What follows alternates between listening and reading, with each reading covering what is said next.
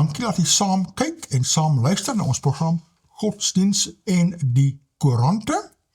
Ons kyk wat het die afgelope week se koerante gesê oor godsdienstige sake en ook oor die koerantwese as 'n medium. Ons saai uit op die stasie Homebase TV wat die 24 uur elke dag kan kry deur middel van streaming of 'n decodeerder. Jy tik dit in op die rekenaar daar, homebasetv.org, dan kom die hele 24 uur TV-program daarop.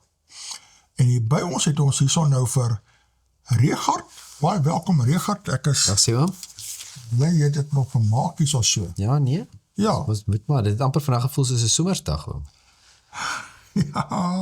Ja. Ek het my nog 'n extra klomp blaadjies gevat en ek moes gou vinnig iets gaan doen net in die Kaap en ek een na die ander trek ek net almal uit en ek is joh, dit voel nie soos Julie nie.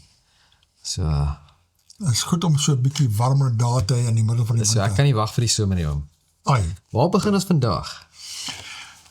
Jong, jy weet, ons program se naam is Godsdienst en die Koerante. Ek weet nou of ons moes dit gehad het as godsdienst in die Koerante, wat ook al nie. Maar ons kyk na die koerant, wese ook as 'n medium en as 'n medium om godsdienstige sake te bespreek. Ek het al gedink, ons gaan miskien ons naam moet verander na Godsdienst en die Media toe. Ja. Omdat dit amper gelyk is, daar nie meer koerante gaan wees nie, maar miskien is daar 'n toekoms vir koerante. Daar's daar nog Engelse koerante en Engelse koerante gooi nie so gou boedel oor of maak nie boedel oor so gou soos Afrikaanse koerante. Ek weet nie wat met die Afrikaanse mentaliteit gebeur het dat hulle sy koerante so toemaak nie. Dit is regtig onaanvaarbaar en ek is nie die enigste wat so dink nie. Nou wat hier interessant is in hierdie week se burger is hier ons nou 'n verskoning aangeteken, 'n groot formele verskoning. En gewoonlik, ek lees altyd die verskonings, dit is gewoonlik so 'n klein blokkie op bladsy 13 jou onder weggesteek of wat. Jy moet mooi kyk, dan het hulle 'n verpligting nagekom om verskoning aan te teken vir die fout wat hulle gemaak het, dat is aangesê om nou verskoning te maak, nou doen hulle daar so 'n klein blokkie daar. Maar hierdie keer is die verskoning sommer 'n groot voorblad berig, dubbel kolom daarso. En dit laat jou klaar weet as 'n slang in die gras, want dit word feitlik nooit gedoen nie. En laat mens dink, wat sit agter hierdie verskoning? Wat is hier onder besig? Hoekom is dit so 'n ernstige saak? Ja, en so baie spasie, gewoonlik 2 paragrawe en klaar, of 1 paragraaf en klaar daar so. Soos 'n mens wonder hoeveel duiwels draai daar onder rond, maar kom ons kyk 'n bietjie. Die opskrif daar is korreksie en verskoning aan die parlement. Soos nou moet hierdie burger nou aan die parlement verskoning maak. Nou kom ons kyk hier so, kykers moet nou mooi luister en ook julle eie opinie vorm hier omtrent. Dit sê so, die burger en netwerk vandag vra om verskoning aan die parlement vir Almarie Wessel se artikel 5 miljoen rand salaris, maar dalk uitgesit oor 'n agterstallige huur. Gepubliseer 7 Mei 2026, 2 maande gelede, né? Nadat Mothapu, die parlementêre woordvoerder, 'n klagte ingedien het. Parlement het 'n klagte ingedien oor hierdie berig aan die burger. En ek wou nog daar die berig hierso bespreek het, maar daar was net te veel ander berigte gewees. Het Johan Retief, die waarnemende persombudsman, bevind dat Wessel se selektiewe gebruik van die parlement se kommentaar 'n ernstige oortreding van die perskode is en dat netwerk nog en die burger om verskoning moet vra weens die weglating van kritieke aspekte van die parlement se reaksie. Netwerk 24 en die burger is ook aangespreek omdat die joernalis nie geskryf het dat dit nie moontlik was om die inligting wat die parlement verskaf het voor druktyd te bevestig nie. Nou daar is klaar hier so groot vraagteken. Die parlement verskaf inligting. Ja. Hoekom moet jy daar inligting nou bevestig? Maar dit kom direk van hulle af. Kom van hulle af. As hulle nie gesag hebben nie, moet jy nou elke ding bevraagteken wat die parlement sê. So net vraagteken dan, hè? Die departement van openbare werke het op 5 Mei aan netwerk 24 geskryf.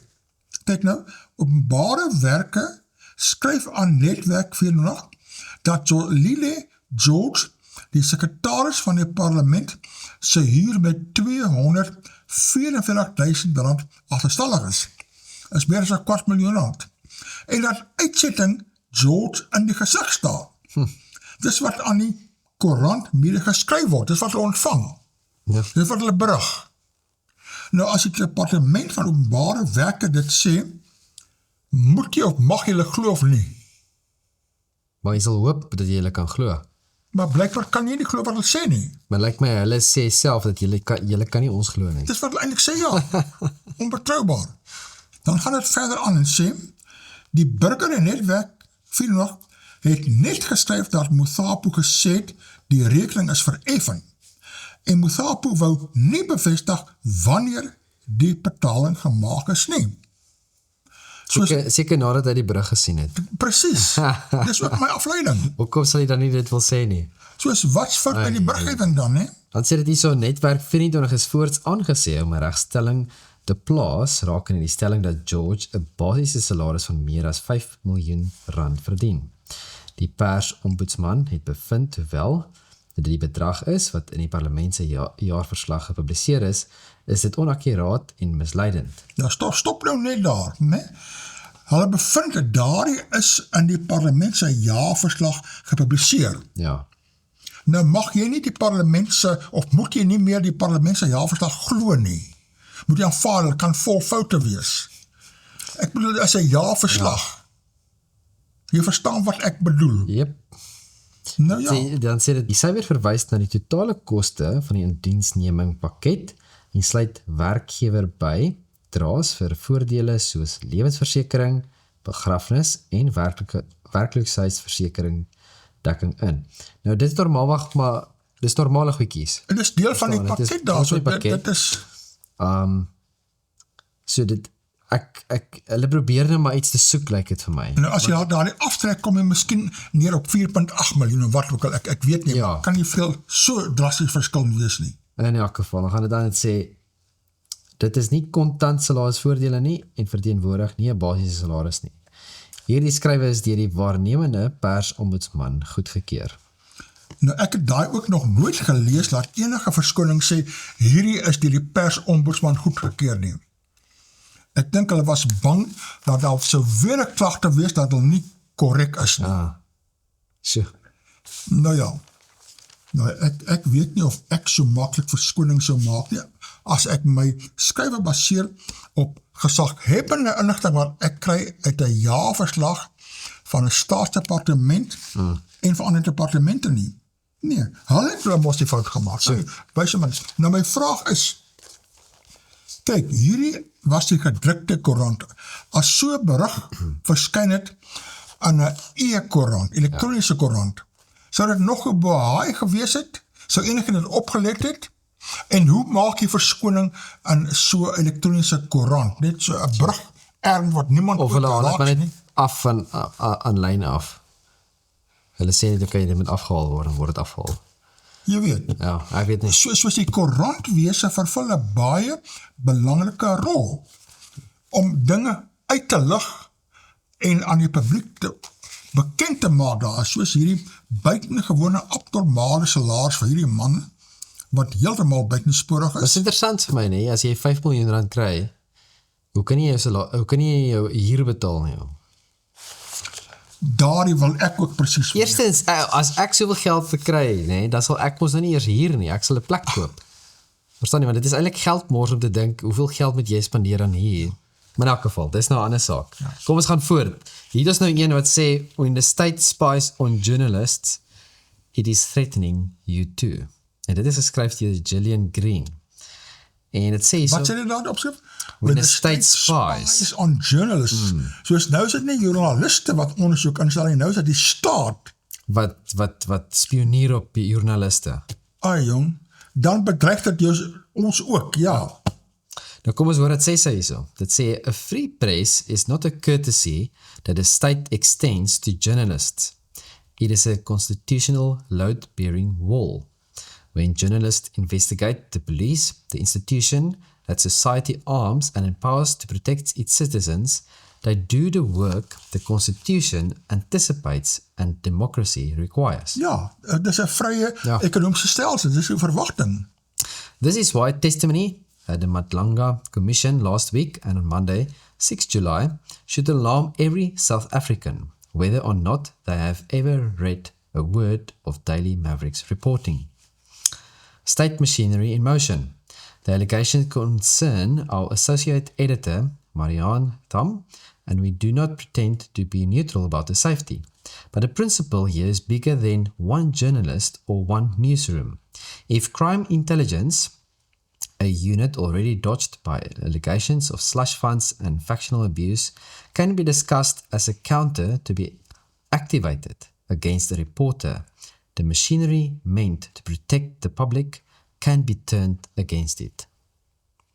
So, die ding is, al wat dan gaan gebeur is hulle gaan net wegkom met nog meer dinge. Ja, Hulle kom al weg met soveel ander goed. hulle intimideer joernaliste.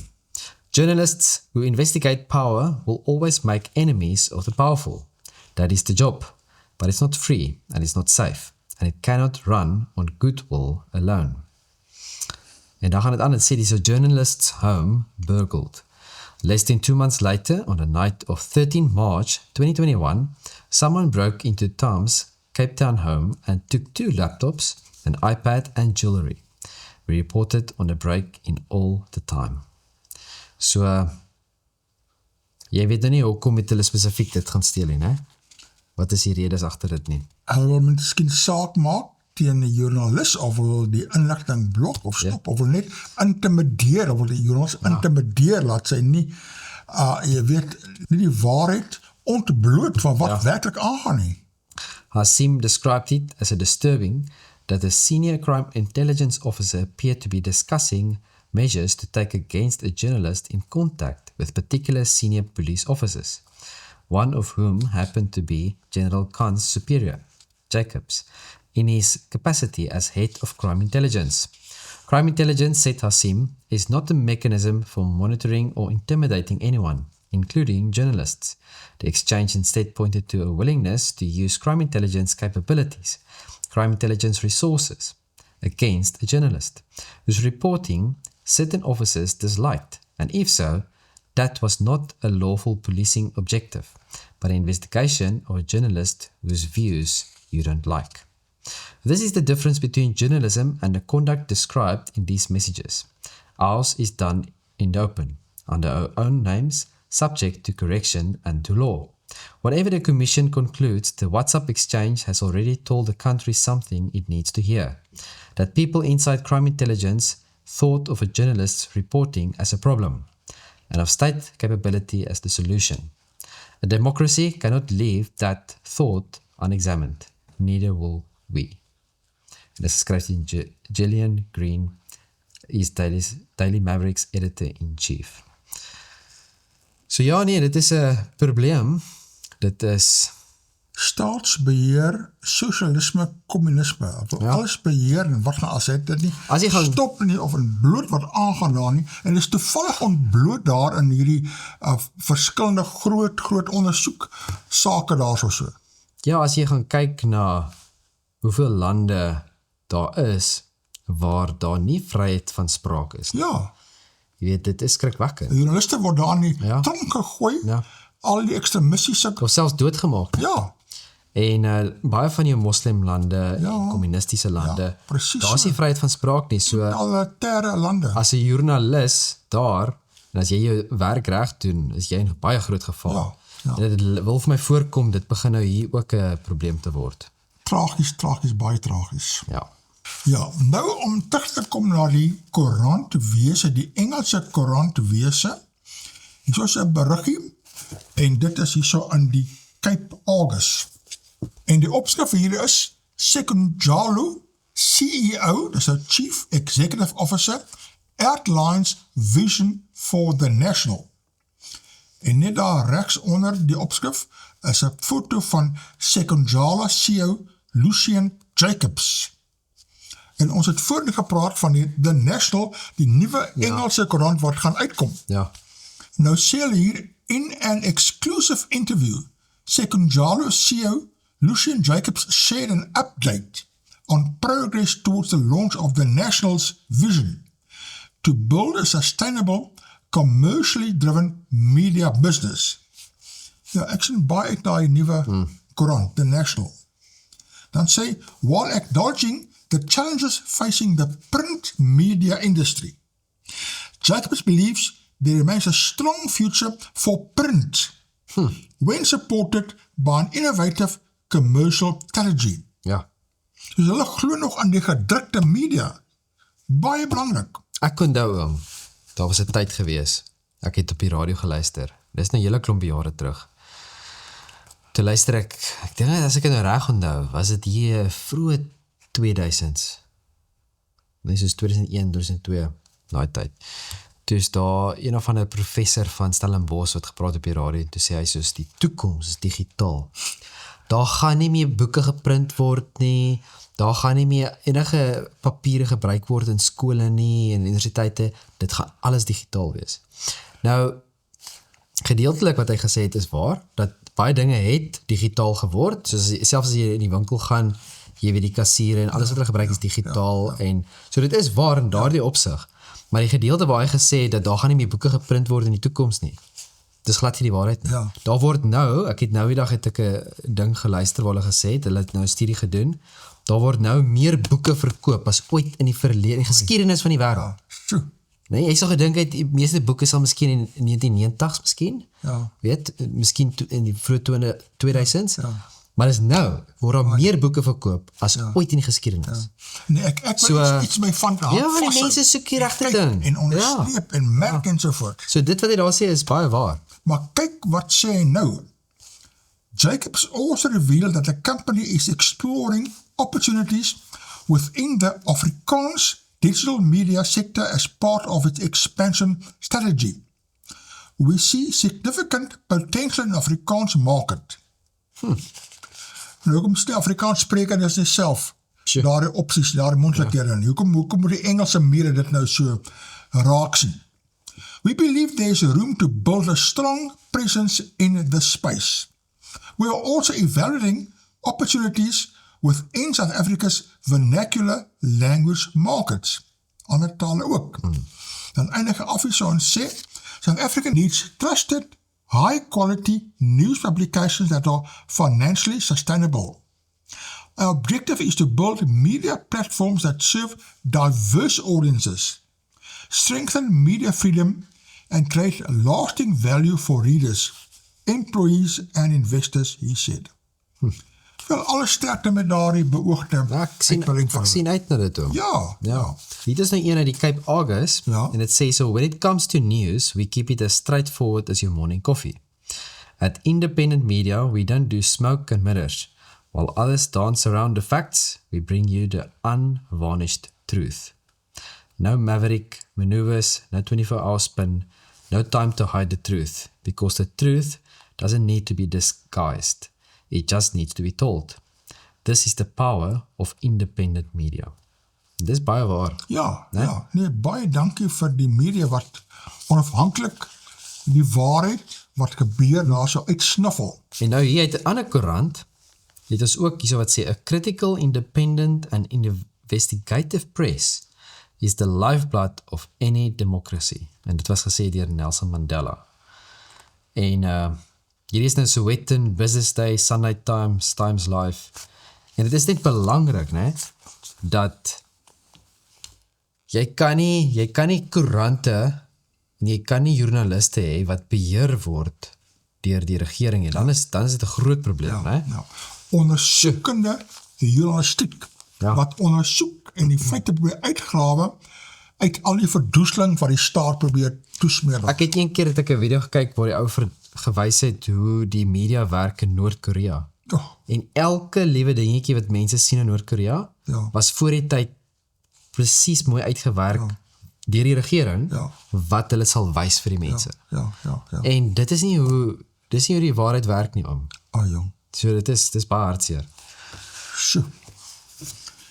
Ja, wel, okay, hier is daarom nou weer 'n Afrikaanse burgie. En jy sal nie glo waar hierdie verskyn het nie. ek het nog nooit 'n berig gelees uit hierdie Afrikaanse koerant, dit is seker 'n tweetalige koerant, want dit is nou 'n platlandse koerantjie, Okay. en dit is nou die Knysna Plet Herald, Okay.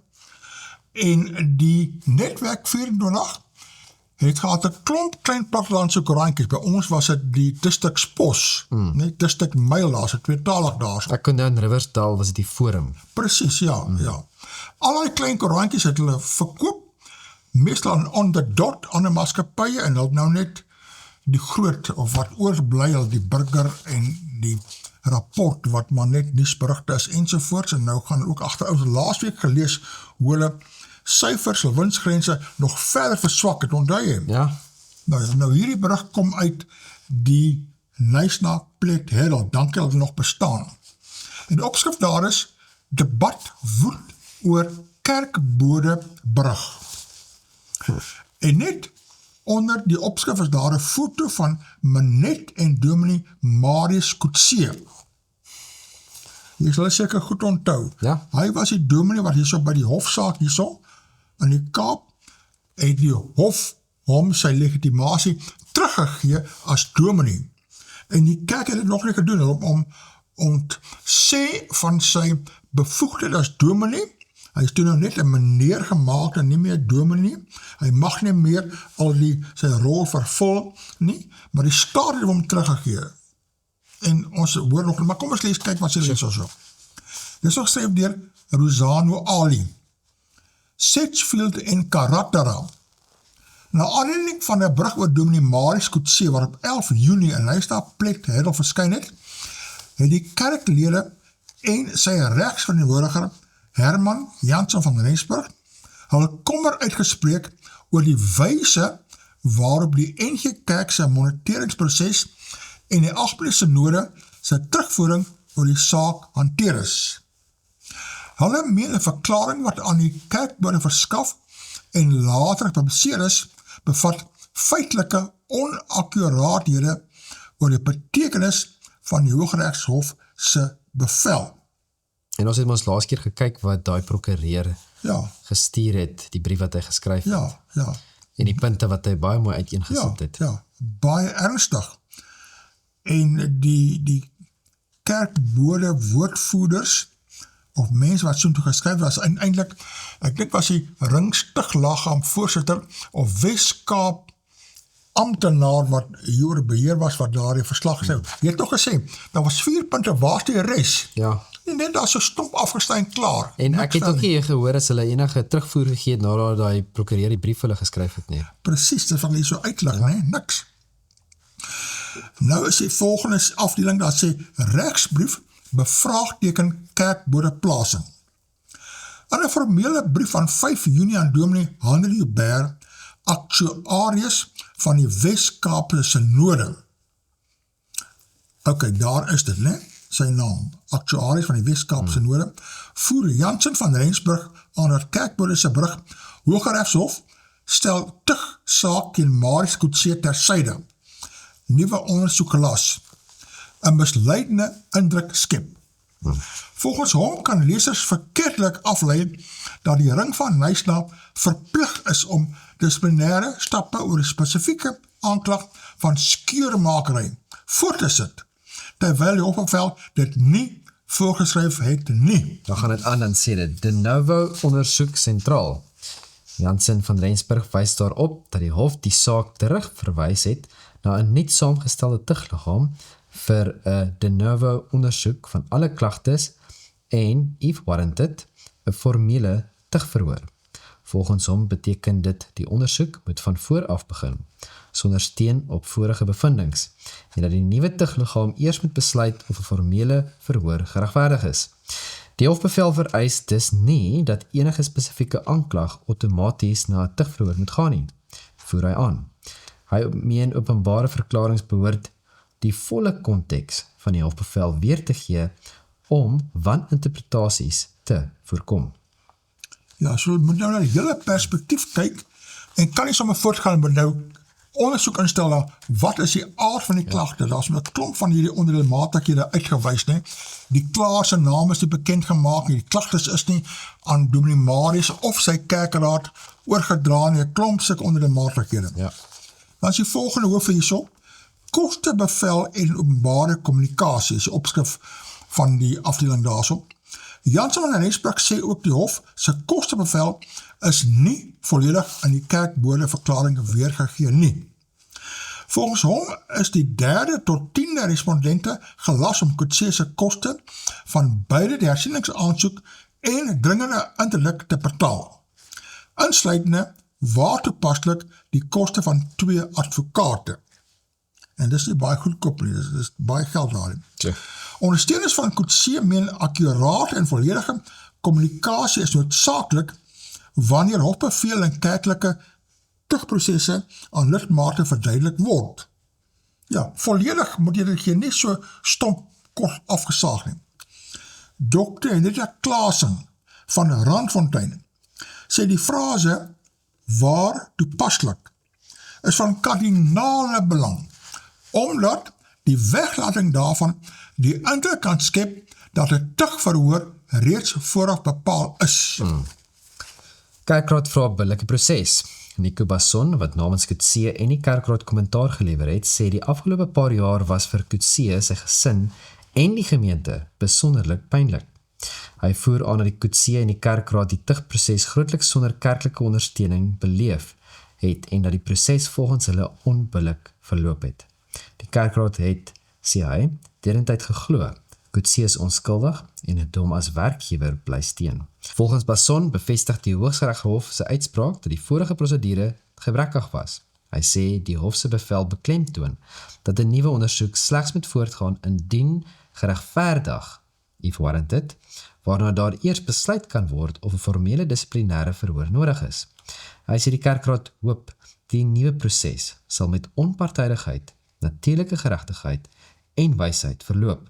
Ja, dis wat daardie regter gesê, daar was gebrek gewees aan onpartydigheid en 'n gebrek aan natuurlike geregtigheid. En daar is dinge wat 'n kerkorganisasie Van nature moet doen, oom. absoluut, dat moet nommer 1 wees om daai dinge te doen.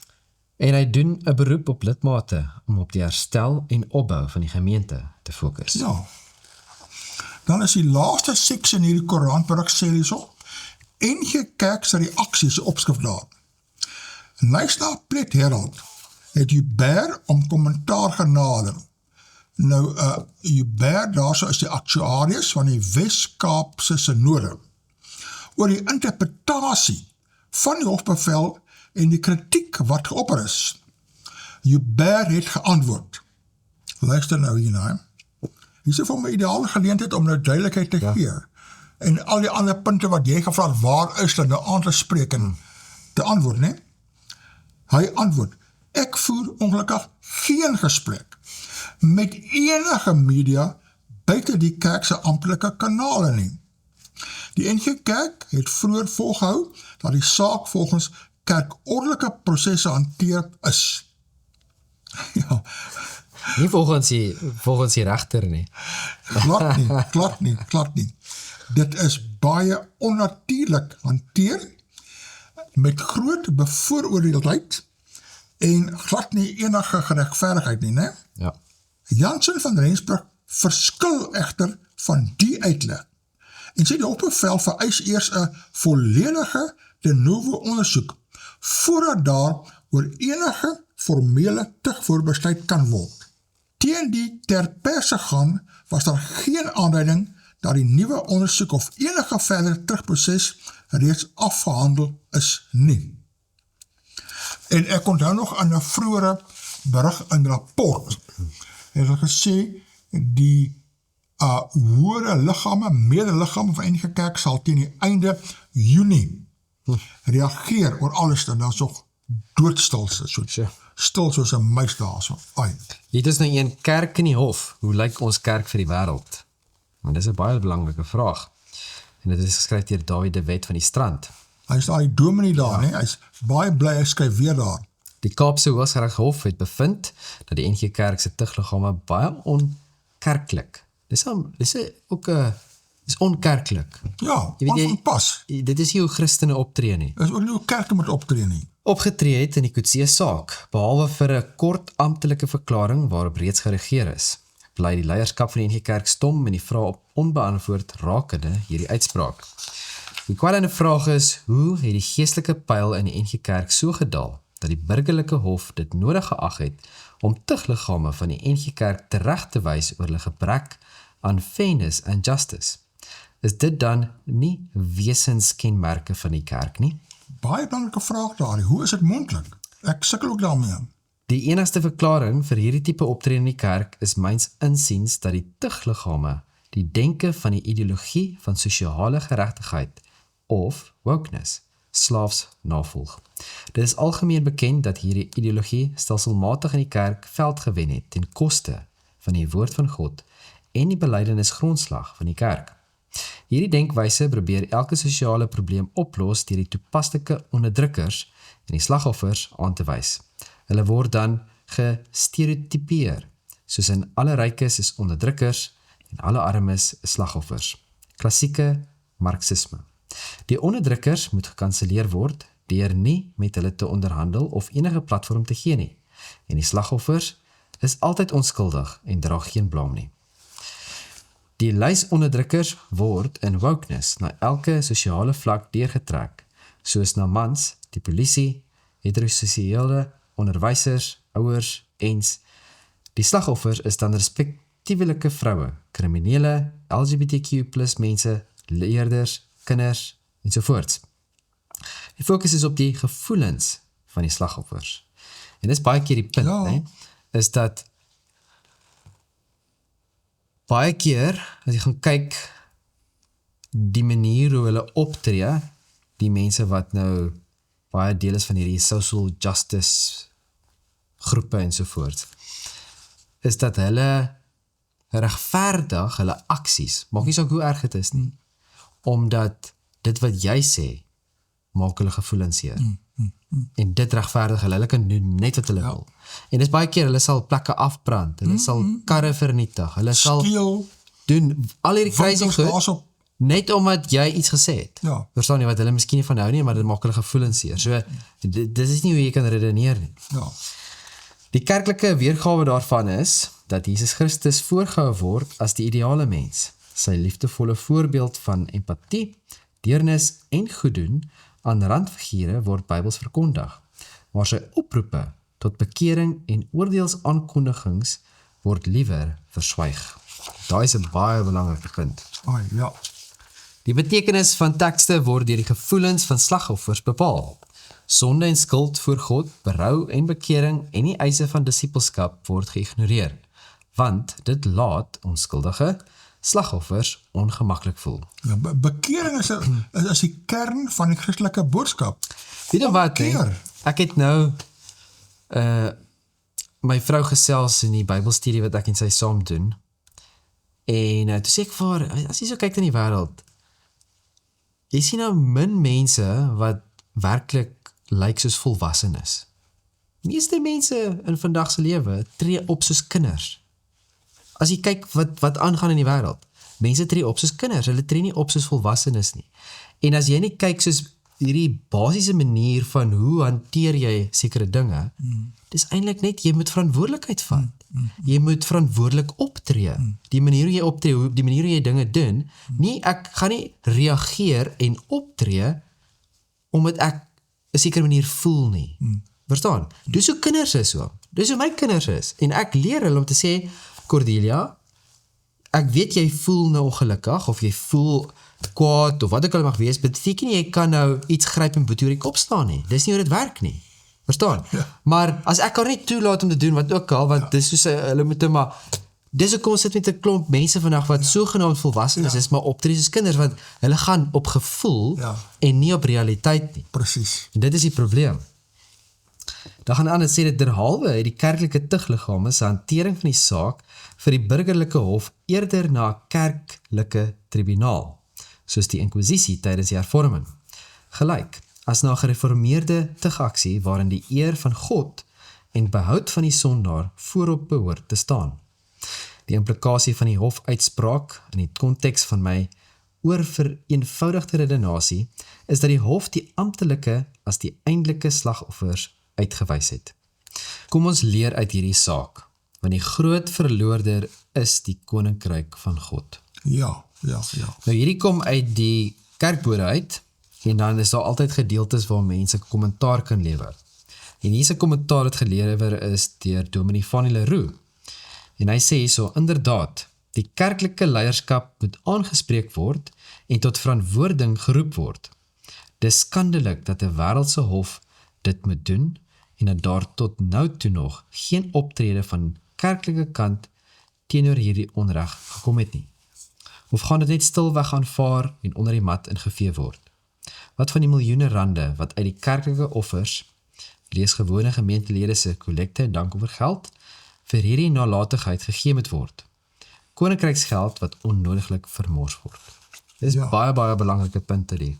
Ja, dankie vir Dominee Leroux. Sy kommentaar aan die koste was sprake dat die 6 gemeente se koste was by die 3,2 miljoen rand. En dan die NG Kerk al daar verskillende vlakke, né? Sy koste is amper 2 miljoen, so oor die 5 miljoen, dis net geraamde bedrae. So is dit baie geld wat jy gaan praat. Baie onnodig. En mens moet daai dinge oplos en jy kan nie soos jy weet, met 'n groot hamer almal plat slaan nie, jy moet bespreek die dinge en tot 'n gesprek kom. Vragies. Hier is nou 'n bietjie verder inligting en hierdie is geskryf deur Dominee Renier Nel. Nou hierdie Dominee Renier Nel was net soos daardie Marius Coetzee ook geskort en sy amptsbevoegdheid opgeskort. Sy legitimasie is daar gekanselleer. Ja. Nog steeds. En sy gemeente, Betoelie gemeente, het ook 'n hofsaak betrokke. En dan is nog Tafelberg ook hierso. En hy skryf, hy sê, Tafelberg gemeente se hofdatum is 3 Maart 2027. Betoelie gemeente se hofstuk is alreeds geliaseer. Na alle waarskynlikheid gaan hofdatum iewers in Januarie 2027 of daarna wees. Beide hofsuitsprake gaan regsekerheid gee oor terminering van kerkverband.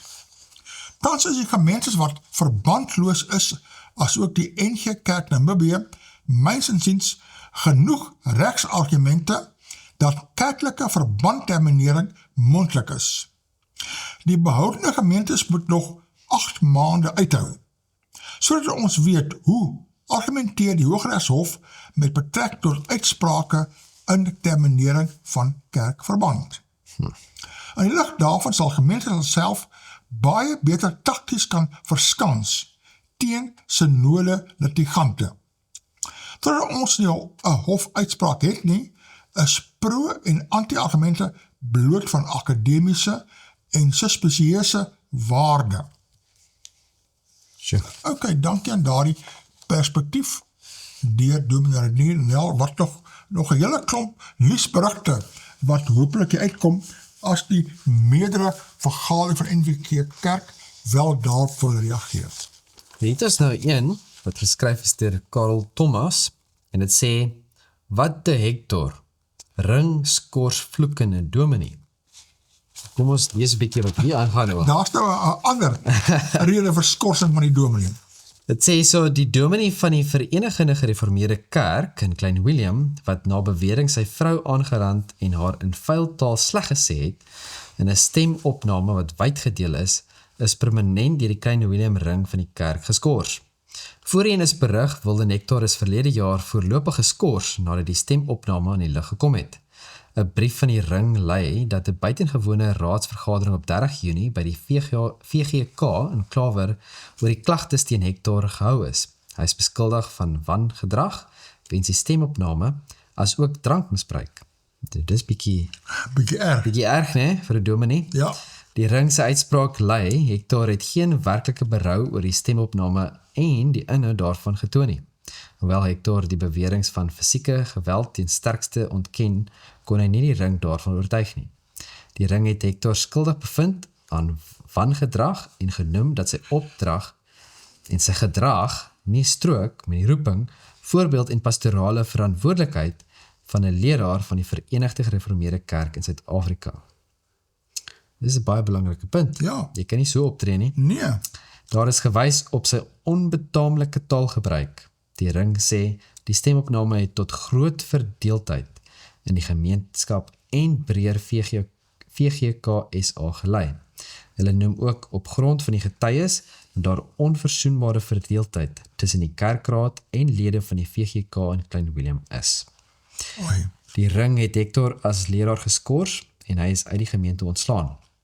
Hy is ook sy reg op vrye woning en ander emolumente kwyt. 'n Betroubare bron beweer kerkbywoning het skerp gedaal sedert Hector nie meer preek nie. Hoewel die gemeente nie goedgekeur wat hy in die stemopname kwyt geraak het nie, het hulle sy verskoning aanvaar. Hy is ook deur die kerkraad getug.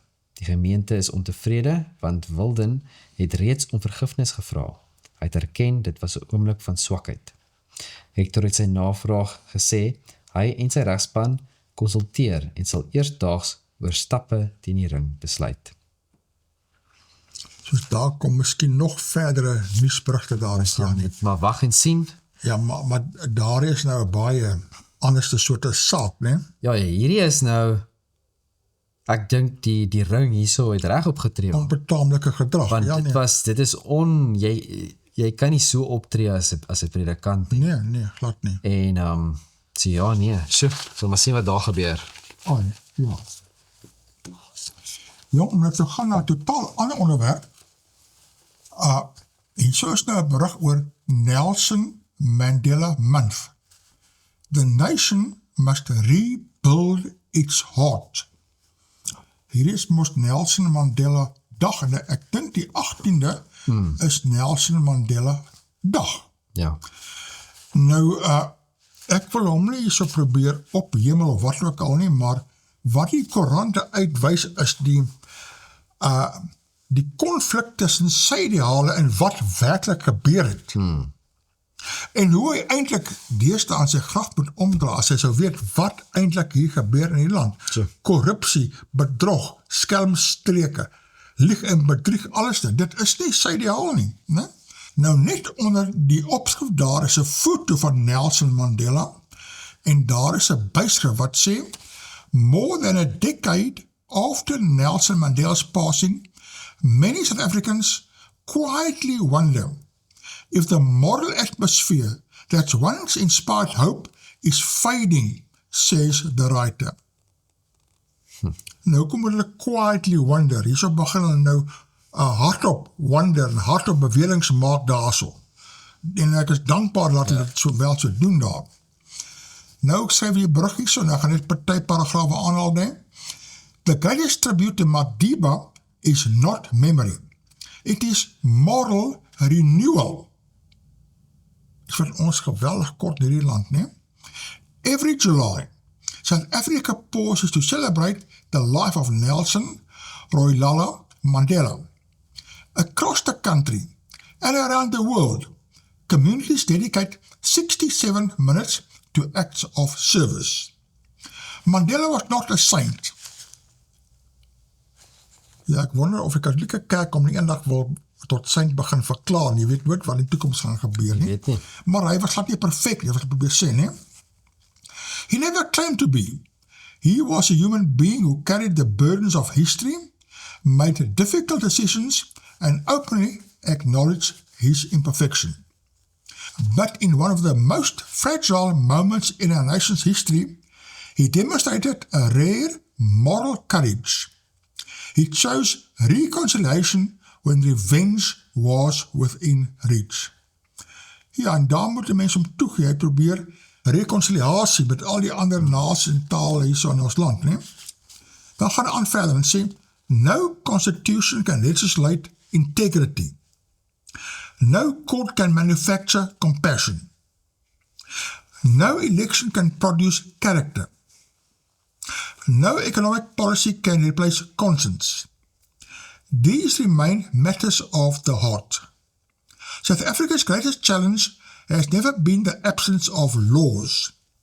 It has been the scarcity of moral leadership across every sphere of society.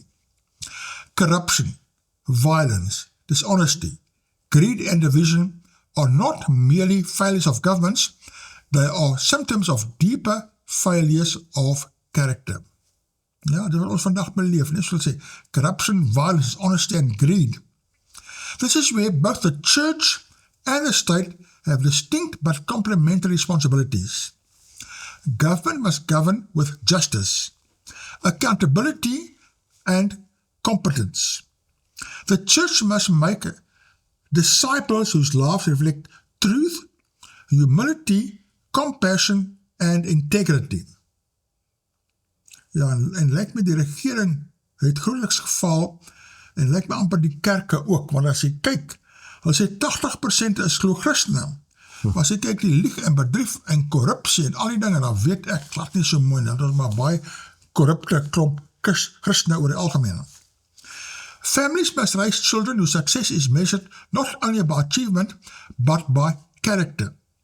Schools and universities must educate minds, while society never forgets to cultivate conscience. Jou gewete, ne? Maar lyk my meeste mense het 'n geskoede gewete. Dan eindig dit af hierso en sê, history has given our nation political freedom. The future now asks whether we possess the moral courage to preserve it. As jy nou hierdie punte kyk nou, wat by my opkom, is die Bybel. Ja, En Bybelse waardes. hoe het ons land begin achteruit gaan? Hulle die Bybel uit die skole uithaal. Hulle het die Bybel uit die hospitale uitgehaal. Ek het 'n vriendin wat gewerk het in die hospitale en sy was amper gefire gewees omdat sy gebid het vir iemand, Ai, vir 'n pasiënt. ai. En daarvoor gevang, voor gesê, as jy weer kry die bid vir 'n pasiënt, Ai, dan sal jy jou werk verloor. skokkend. En so my punt is net, wanneer jy die Bybel en God uit die prentjie uithaal, wat kry jy? Jy kry morele verval. Ja. Jy kry al hierdie dinge wat ons vandag mee sit, al die probleme wat ons vandag mee sit, want dit is wat ons karakter gee, dit is wat ons goeie mense mee maak met integriteit, Precies, is die woord van God. precies. So hierso gaan dit aan, het sê Mandela's dream betrayed. Now, essay post-1999 presidents failed. And it says, so Nelson Mandela would cringe in his resting place at Kunu in the Eastern Cape, given the current state of his beloved South Africa. Mandela spent 27 years behind bars fighting for an end to apartheid.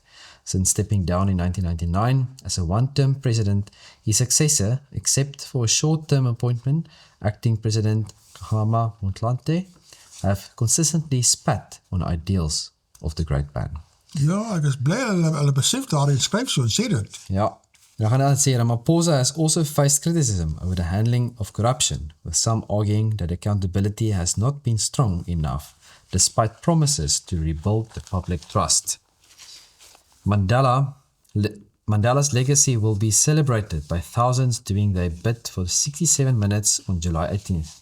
Yet it remains a blemish on his selfless legacy and the selfish men who followed in his footsteps. But South Africa's pitiful welfare state, where people are used to handouts instead of hand-ups to do it for themselves. Baie belangrike punt. Ja, ja. Sjoe. Hier is nou nog 'n brug. En daarbo in die hoekie staan small acts, lasting change. Beyond 67 minutes, living the spirit of Ubuntu. En dan sê hy so, but Mandela days never really been about the clock. It's always been about something far older and deeply rooted in South African life. Ubuntu. I am because we are is more than a familiar saying. Dan gaan aan verder en sê, 7 meaningful ways to honor Mandela's legacy this year. Heel interessant, wat jy kan doen in daardie 67 minute of reg deur die jaar. Maar eers julle, give your neighborhood a fresh start. Maak skoon, tel op vuil goed, moenie mors nie, maak die plek. Moenie dink iemand anders kan dit doen of iemand anders sal dit doen nie. Nee, Doen jy dit self? absoluut ja. Volgende is remove invasive plants with your community. Dis 'n baie belangrike punt. Ja, maak die natuur skoon, nie laat hierdie invasive plants die hele wêreld oorneem nie. Dan die volgende, rethink what goes into your bins. Wat jy weggooi, kan jy dit nie hergebruik of recycle nie, Ja. of kos gee vir diere of wat ook al nie. En dan sê dit cook with local seasonal ingredients. En laat my nou dink, en ek het baie lanklaas het ek deur Kailicha gery. En nou die dag het ek daardeur gery. En daar was 'n gedeelte gewees waar ek jare terug, dit is seker nou maklik 5-6 jaar terug, wat ek daar gery, toe sien ek daarso is 'n boer wat die gemeenskap daar probeer help. En uit trekkers en goeders daar gehad, en het begin ploeg en goeders, en het lyk asof mense daar begin goeders plant en alles. En dit is nou so 5-6 jaar terug, en toe ek nou die dag daar deurry, selfde plek, toe kon ek nie glo lyk dit nie, man. Ek was weggestaan gewees.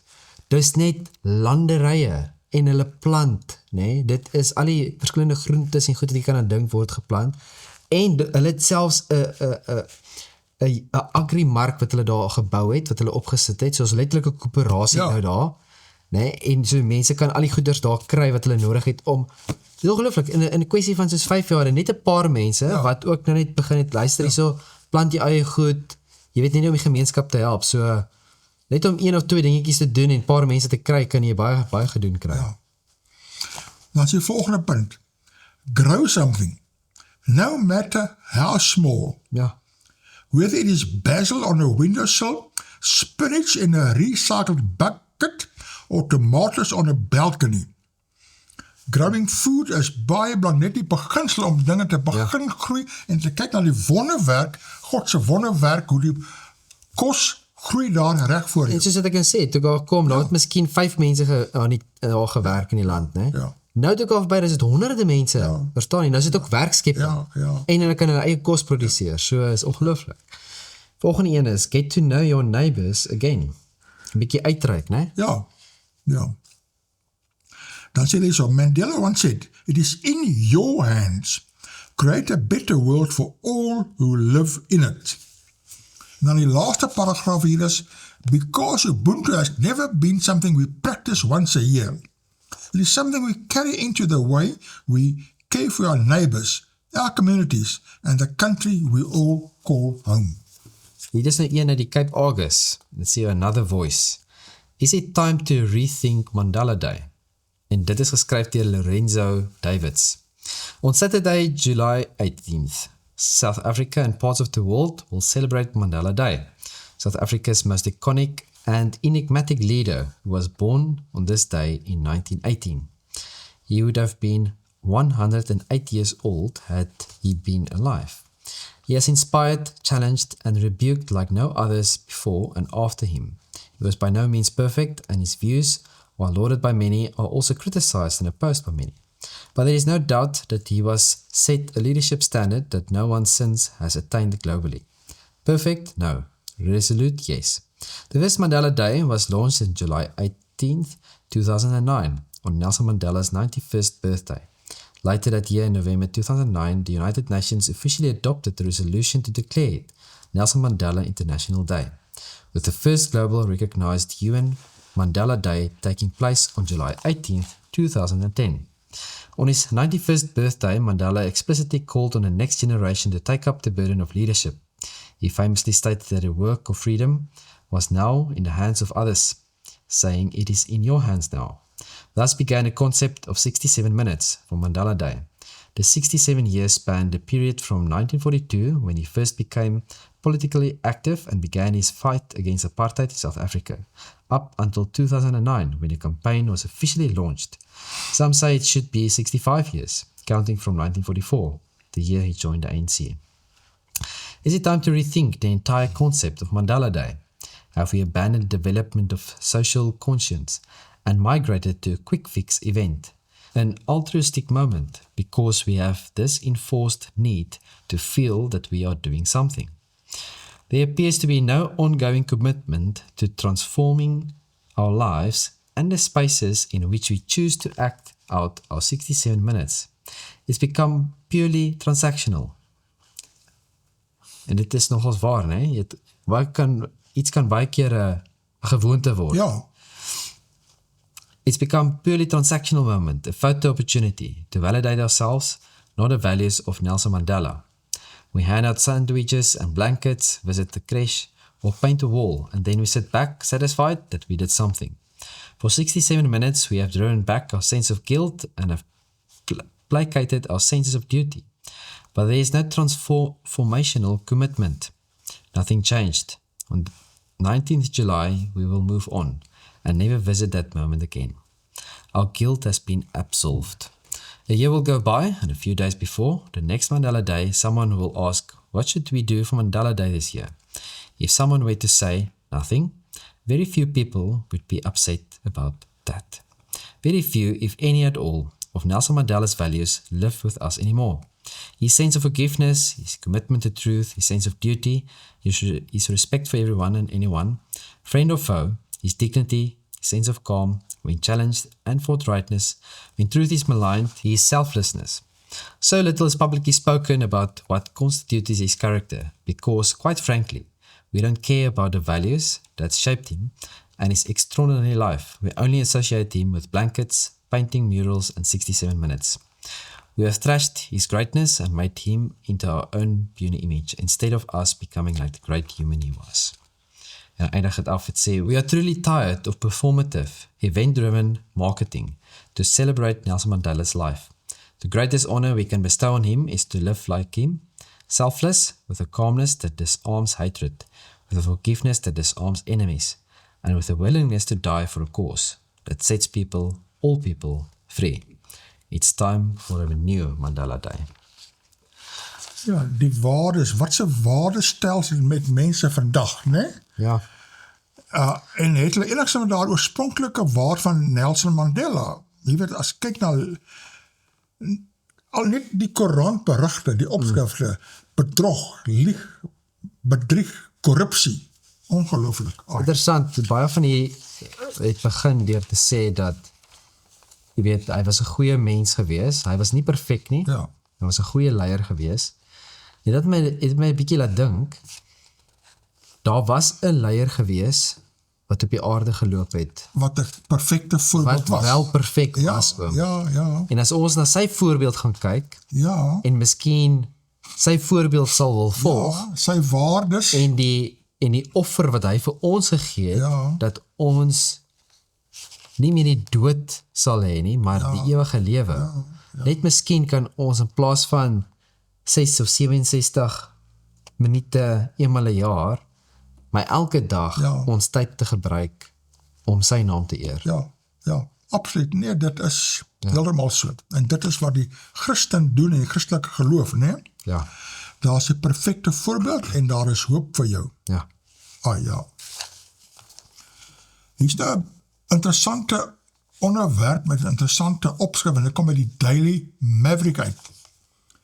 En dit sê, replacing pigs with vegetables brings bounty to the residents of Genadendal. The small Western Cape town now has a thriving community of vegetable growers. Replacing pigs with vegetables. Ek kon eers nie mooi verstaan waarvan hulle praat nie, maar kom ek kyk wat sê hulle. It was while performing animal welfare duties around the town of Genadendal, Western Cape, that Marshal Rehnquist was confronted with the brutal realities of informal pig rearing. Rehnquist, an environmental educator for the 6 schools in the area, said he often had to remove dead piglets from pigsties at informal piggeries. This saddened him, but it was his son's questions about cruel pig rearing practices that led him to start the Pig to Plant Initiative. This is interessant. A Pig to Plant Initiative. A non-punitive approach to turning pig farmers into vegetable producers. Nou gaan aan sê, early in 2006, Rehnquist and Vernon had started the Greyton Transition Town Movement to look at small town sustainability, including waste management and food security, as well as environmental and humane education. It is basically looking at how small towns can sustain themselves. The COVID lockdown was a very good test run for us because we've put all these things in place. But when do we ever test them? That's always my question when we work around building resilience, Rehnquist said. Pick to Plants began with baseline surveys to establish needs and suitability. It then provided market access for vegetable growers, including 2 weekly farmers' markets. Rehnquist said once a few people in the area tried farming vegetables, their neighbors began asking to get involved. The high-value crops now include purple basil, rhubarb, and marrow. The South African swine fever that swept through Bredasdorp area in 2005 provided another motivator for people in the area to switch to food gardens. Rehnquist said the disease killed every one of the 1,000 pigs that were kept by different people on a 1-hectare municipal plot. She added, sometimes taking animal welfare seriously means removing animals from the equation altogether. It's not just about reducing animal suffering. It's a powerful example of how solutions that are better for animals can also be better for people. Farmers can benefit economically, involve their families, reconnect with their land, and discover a more meaningful and rewarding way of life. Dan sê hy so, how vegetables bridge gaps. A Wednesday market was established in 2011 as a bartering-based system to bridge socio-economic gaps and remove the farmer's dependency on money, creating a more inclusive community. If people had a surplus of a specific vegetable, they could trade it for another they needed. En heel onder is 'n prent van 'n vark. Uitgestaan in die agtergrond is al die groentetuine. Soos die groentetuine het hierdie varkverbouing daar so heeltemal vervang. En wat interessant is, daar was ook nou selfde tyd 'n berig aan die koerant oor listeriose, né? Ja, dat was so rukkie terug, so 'n paar jaar terug was dit 'n groot probleem. Herhaaldelik het ons daaroor al gepraat, né? Health bodies to pay punitive costs in listeriosis case. Sure. Sê dit so. The Johannesburg High Court, in a stern rebuke of state litigation tactics, has ordered the National Health Laboratory Service and the National Institute for Communicable Diseases to pay punitive legal costs. En dit is alles omdat hulle nie die nodige inligting verskaf het betyds oor hierdie klasaksie. In 2018, High Court certified the class action in 2018, but the action has not yet gone to trial. En wat my so opgekom het, hierdie listeriose is weens die eet van varkvleis.